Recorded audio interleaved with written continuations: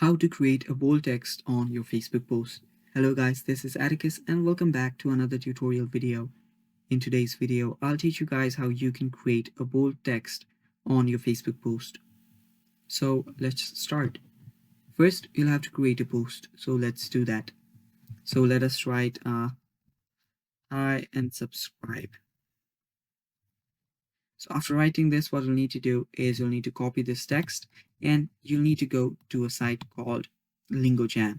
So you can simply type in LingoJam on your web browser and it will lead you to this site. So here what you'll do is you'll just type in this copied text, and you will see a lot of options here.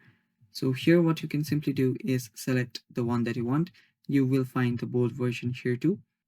So as you can see right here, it's here. So we'll just copy this and go back to our post and let us paste that here. So as you can see now, this is bold. So we'll just post this and check if it works. So while it posts, there you go.